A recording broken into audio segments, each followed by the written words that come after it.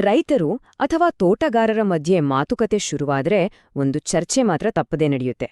ಯಾವ ಗೊಬ್ಬರ ಬೆಸ್ಟ್?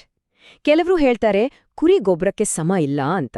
ಇನ್ನ ಕೆಲವರು ಅಯ್ಯೋ ಕೋಳಿ ಗೊಬ್ಬರ ಇದ್ರೆ ಬೇರೇನೂ ಬೇಡ ಅಂತಾರೆ. ಮತ್ತೆ ಕೆಲವರು ಪ್ರಕಾರ ನಮ್ಮ ಹಸಿವಿನ ಸಗಣಿಯೇ ಶ್ರೇಷ್ಠ ಅಂತ.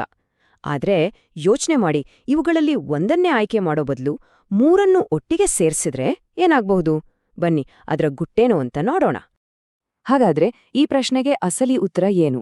ಯಾವುದು ಅತ್ಯಂತ ಶಕ್ತಿಶಾಲಿ ಗೊಬ್ಬರ? ಬಹುಶಃ ನಾವು ಅನ್ಕೊಂಡಷ್ಟು ಉತ್ತರ ಸರಳವಾಗಿಲ್ಲ. ಯಾಕಂದ್ರೆ ಇದರ ರಹಸ್ಯ ಕೇವಲ ಒಂದೇ ಒಂದು ಗೊಬ್ಬರದಲ್ಲಿ ಅಡಗಿಲ್ಲ.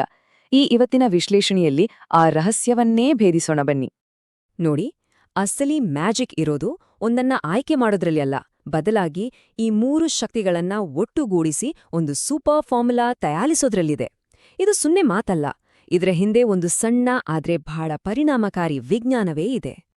ಸರಿ, ಹಾಗಿದ್ರೆ ಸ್ವಲ್ಪ ಆಳವಾಗಿ ನೋಡೋಣ. ಈ ಸೂಪರ್ ಮಿಕ್ಸ್ ಮಾಡೋದು ಹೇಗೆ ಅಂತ ತಿಳಿಯೋ ಮುಂಚೆ ಪ್ರತಿಯೊಂದು ಗೊಬ್ಬರದ ನಿಜವಾದ ಶಕ್ತಿಯೇನು, ಅದರ ಗುಣಗಳೇನು ಅಂತ ನಾವು ಮೊದಲು ಅರ್ಥ ಮಾಡ್ಕೋಬೇಕು. ಮೊದಲನೇದಾಗಿ ಹಸುವಿನ ಗೊಬ್ಬರ. ಇದನ್ನ ಮಣ್ಣಿನ ಕಂಡೀಷನರ್ ಅಂತಾನೆ ಕರಿಬಹುದು.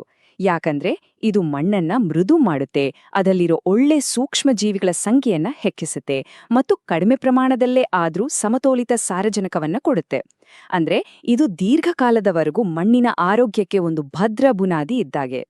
ಇನ್ನು ಎರಡನೆಯದು ಕುರಿ ಗೊಬ್ಬರ. ಇದನ್ನ ಸಮತೋಲಿತ ಬೆಳೆಗಾರ ಅನ್ನಬಹುದು. ಯಾಕಂದ್ರೆ ಇದರಲ್ಲಿ ಸಾರಜನಕ ಮತ್ತು ಪೊಟ್ಯಾಷಿಯಂ ಅಂಶ ಹೆಚ್ಚಾಗಿರುತ್ತೆ.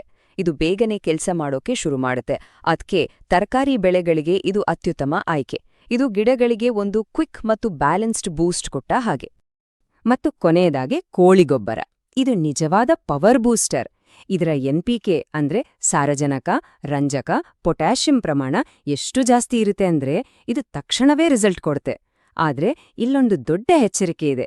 ಈ ಸ್ಲೈಡಲ್ಲಿರೋ ಹಾಗೆ ಇದನ್ನ ನೇರವಾಗಿ ಗಿಡಗಳಿಗೆ ಹಾಕ್ಬಿಟ್ರೆ ಅದರ ಶಕ್ತಿಗೆ ಗಿಡಗಳು ಸುಟ್ಟು ಹೋಗೋ ಅಪಾಯ ಖಂಡಿತ ಇದೆ. ಈ ಸ್ಲೈಡ್ ನೋಡಿದ್ರೆ ಸಾಕು, ನಿಮ್ಗೆ ವ್ಯತ್ಯಾಸ ಕ್ಲಿಯರ್ ಆಗಿ ಗೊತ್ತಾಗುತ್ತೆ. ನೋಡಿ, ಒಂದೇ ಗೊಬ್ಬರವನ್ನು ಜಾಸ್ತಿ ಬಳಸಿದಾಗ ಬೆಳೆ ಸುಟ್ಟು ಹೋಗುವ ಅಪಾಯ ಇರುತ್ತೆ. ಆದ್ರೆ ನಮ್ಮ ಸೂಪರ್ ಮಿಕ್ಸ್ ಬಳಸಿದಾಗ ಗಿಡಗಳು ಸುರಕ್ಷಿತವಾಗಿ ಆರೋಗ್ಯವಾಗಿ ಬೆಳೀತವೆ.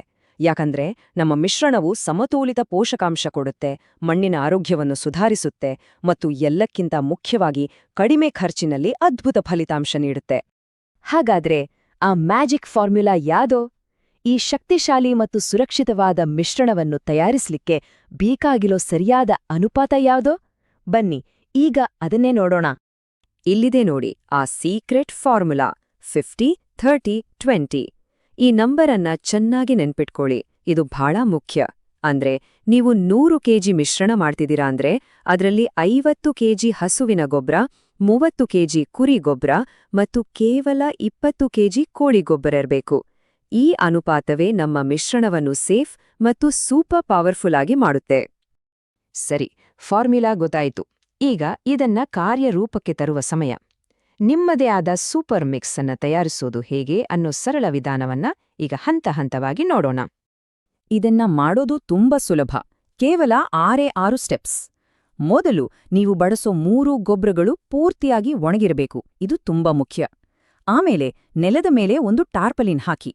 ಮೊದಲು ಹಸುವಿನ ಗೊಬ್ಬರದ ಒಂದು ಲೇಯರ್, ಅದರ ಮೇಲೆ ಕುರಿ ಗೊಬ್ಬರ ಮತ್ತು ಕೊನೆಗೆ ಕೋಳಿ ಗೊಬ್ಬರವನ್ನು ಹಾಕಿ. ಈಗ ಎಲ್ಲವನ್ನೂ ಚೆನ್ನಾಗಿ ಮಿಕ್ಸ್ ಮಾಡಿ. ಈ ಮಿಶ್ರಣವನ್ನು ಒಂದು ನೆರಳಿನ ಜಾಗದಲ್ಲಿ 7-10 ದಿನಗಳ ಕಾಲ ಹಾಗೆಯೇ ಬಿಡಿ. ಈ ಸಮಯದಲ್ಲಿ ಮಿಶ್ರಣದ ಒಳಗೆ ಸ್ವಲ್ಪ ಬಿಸಿ ಉತ್ಪತ್ತಿಯಾದ್ರೆ ಏನು ಚಿಂತೆ ಮಾಡಬೇಡಿ, ಅದು ತುಂಬಾ ಒಳ್ಳೆಯ ಸಂಕೇತ. ಸರಿ, ನಿಮ್ಮ ಸೂಪರ್ ಮಿಕ್ಸ್ ಈಗ ರೆಡಿಯಾಗಿದೆ. ಹಾಗಾದ್ರೆ ಇದನ್ನ ಬಳಸೋದು ಹೇಗೆ ಮತ್ತು ಎಲ್ಲಕ್ಕಿಂತ ಮುಖ್ಯವಾಗಿ ಇದರಿಂದ ಯಾವ ತರದ ಅದ್ಭುತ ಫಲಿತಾಂಶಗಳನ್ನು ನಿರೀಕ್ಷಿಸಬಹುದು? ಬನ್ನಿ ಈಗ ನೋಡೋಣ. ಇಲ್ಲಿ ಬೇರೆ ಬೇರೆ ಬೆಳೆಗಳಿಗೆ ಎಷ್ಟು ಪ್ರಮಾಣದಲ್ಲಿ ಬಳಸಬೇಕು ಅಂತ ಕೊಟ್ಟಿದ್ದೀವಿ. ತರಕಾರಿ ಬೆಳೀತಿದ್ರೆ ಎಕರೆಗೆ 1-2 ಟನ್, ಹಣ್ಣಿನ ಮರಗಳಾಗಿದ್ರೆ ಪ್ರತಿ ಮರಕ್ಕೆ 5-10 ಕೆಜಿ, ಹೂವಿನ ಗಿಡಗಳಿಗೆ ಎಕರೆಗೆ 1.5 ಟನ್ ಮತ್ತು ಮನೆ ಪಾಟ್ಗಳಲ್ಲಿರೋ ಗಿಡಗಳಿಗೆ ಪ್ರತಿ ಪಾಟ್ಗೆ 200-300 ಗ್ರಾಂನಷ್ಟು ಬಳಸಿದ್ರೆ ಸಾಕು. ಈಗ ಬರೋಣ ಅಸಲಿ ವಿಷಯಕ್ಕೆ, ಅಂದ್ರೆ ದುಡ್ಡಿನ ವಿಚಾರಕ್ಕೆ. 100 ಕೆಜಿ ಸೂಪರ್ ಮಿಕ್ಸ್ ತಯಾರಿಸೋಕೆ ತಗಲುವ ಖರ್ಚು ಕೇವಲ 350-500 ರೂಪಾಯಿ ಅಷ್ಟೇ. ಇದನ್ನ ಮಾರುಕಟ್ಟೆಯಲ್ಲಿ ಸಿಗೋ ದುಬಾರಿ ರಾಸಾಯನಿಕ ಗೊಬ್ಬರಗಳಿಗೆ ಹೋಲಿಸಿದ್ರೆ ಎಷ್ಟೋ ಪಟ್ಟು ಕಡಿಮೆ. ಅಂದ್ರೆ ಖರ್ಚು ಕಡಿಮೆ, ಆದಾಯ ಹೆಚ್ಚು. ಅಂದಹಾಗೆ ಫಲಿತಾಂಶಕ್ಕಾಗಿ ನೀವು ತಿಂಗಳುಗಟ್ಲೆ ಕಾಯ್ಬೇಕಾಗಿಲ್ಲ. ಕೇವಲ 15ರಿಂದ 20 ದಿನದಲ್ಲೇ ನಿಮ್ಮ ಗಿಡದ ಎಲೆಗಳು ದೊಡ್ಡದಾಗಿ ಹೆಚ್ಚು ಗಾಢ ಹಸಿರು ಬಣ್ಣಕ್ಕೆ ತಿರುಗೋದನ್ನ ನೀವೇ ಗಮನಿಸ್ತೀರಿ. ಅದಾದ ನಂತರ ಹೂವು ಮತ್ತು ಹಣ್ಣುಗಳ ಇಳುವರಿ ನಿರಂತರವಾಗಿ ಹೆಚ್ಚಾಗ್ತಾನೇ ಇರುತ್ತೆ.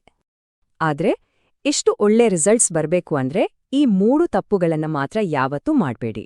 1. ಹಸಿ ಅಂದ್ರೆ ಒದ್ದೆ ಗೊಬ್ಬರವನ್ನ ಬಳಸಲೇಬೇಡಿ. 2. ಯಾವುದೇ ಒಂದು ಗೊಬ್ಬರವನ್ನು ಅತಿಯಾಗಿ ಹಾಕಬೇಡಿ, ನಮ್ಮ ಅನುಪಾತವನ್ನೇ ಪಾಲಿಸಿ. ಮತ್ತು 3. ಮಣ್ಣು ಪೂರ್ತಿ ಒಣಗಿದ್ದಾಗ ಗೊಬ್ಬರವನ್ನ ಹಾಕೋಕೆ ಹೋಗ್ಬೇಡಿ.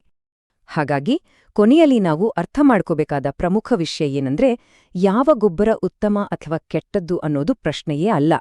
ನಿಜವಾದ ಶಕ್ತಿ ಅಡಗಿರೋದು ಅವುಗಳನ್ನ ಸರಿಯಾದ ಪ್ರಮಾಣದಲ್ಲಿ ಮಿಶ್ರಣ ಮಾಡೋದ್ರಲ್ಲಿ. ಹಾಗೆ ಮಾಡಿದಾಗಲೇ ಅದು ಒಂದು ಸೂಪರ್ ಪವರ್ ಆಗಿ ಬದಲಾಗುತ್ತೆ. ಇದು ಕೇವಲ ಗೊಬ್ಬರವಲ್ಲ, ಕಡಿಮೆ ಖರ್ಚಿನಲ್ಲಿ ಹೆಚ್ಚು ಇಳುವರಿ ಪಡೆಯೋಕೆ ಒಂದು ಸರಳ ಮತ್ತು ಶಕ್ತಿಯುತ ವಿಧಾನ. ಇದನ್ನ ನೀವು ಪ್ರಯತ್ನಿಸಿ, ಫಲಿತಾಂಶ ಹೇಗಿತ್ತು ಅಂತ ನೋಡಿ.